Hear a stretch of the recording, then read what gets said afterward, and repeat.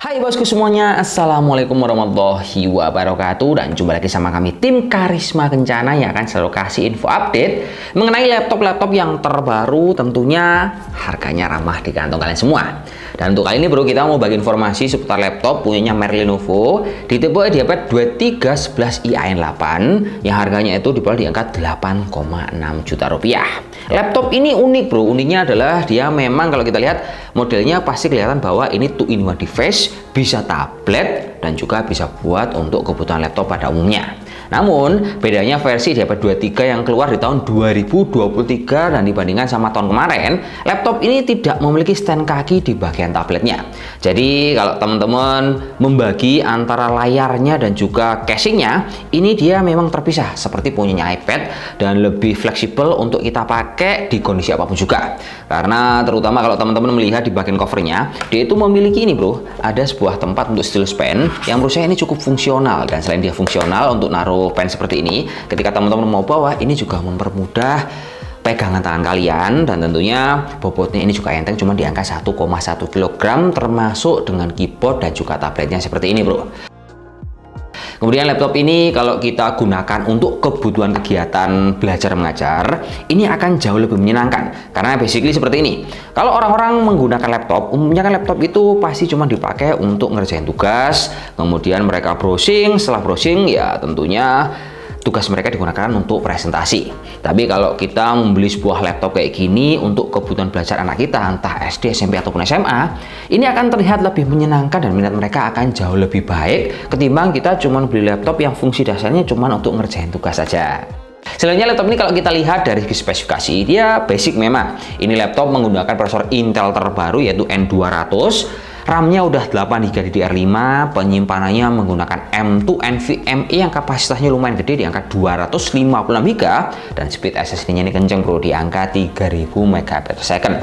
Kemudian kalau ngomongin soal Windows-nya, laptop ini juga dibekali oleh Windows 11 plus Office 2021. Ini yang perlu kalian notice. Kalau umumnya kita beli tablet, entah punya iPad ataupun punya Android, kadang-kala ketika ingin mengerjakan tugas sekolah kita akan direpotkan sama Word, Excel ataupun PowerPoint, itu agak susah bro. Tapi ketika tablet kita sudah terintegrasi dengan Office kalian, ini akan mempermudah pekerjaan kalian ketika buat belajar ataupun ngerjain tugas-tugas yang lain. Ini menjadi value yang tidak akan teman-teman dapatkan ketika membeli sebuah tablet dari Android ataupun punya iPad. Karena kalau kita beli software itu kan lebih mahal, mendingan pakai yang Windows, itu akan lebih familiar ketika kita manfaatkan di kebutuhan sehari-hari. Terus laptop ini juga dibekali oleh hardware layar yang bagus bro, meskipun kecil ini dia cabai rawit karena menggunakan hardware panel jempolan yaitu hardwarenya IPS, kemudian resolusinya 2K serta untuk akurasinya laptop ini dibekali sama 100% DCI P3 yang akan membuat mata kalian tuh nyaman banget untuk kebutuhan entertainment ataupun untuk kebutuhan riset data. Selainnya misalkan kebutuhan kalian tuh masih sering untuk meeting online, ini laptop juga dibekali dengan dual kamera. Untuk bagian depan dikasih 5 megapiksel dan di bagian belakang dia itu dikasih kamera yang ukurannya 8 megapiksel. Cukup fungsional dan seperti tablet pada umumnya.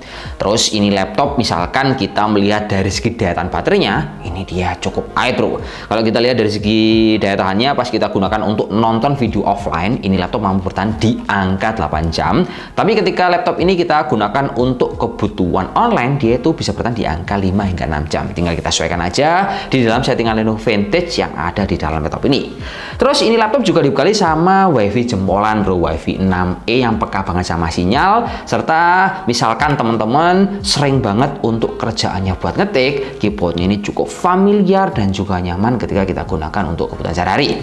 Dan kalau ngomongin tentang performanya, saya bisa bilang bahwa Intel N200 ini cukup lumayan untuk cari hiburan. Misalkan teman-teman bermain game seperti kayak Honkai Star Rail, ini masih cukup level tapi kita harus menyesuaikan resolusinya. Karena resolusi bawaan di laptop ini 2K, kalau kita buat main game itu kurang maksimal. Tapi ketika teman-teman menyesuaikan dengan settingan 720p, ini masih cukup level dan tidak cocok kalau teman-teman itu kebutuhannya untuk bermain gaming kompetitif seperti Valorant.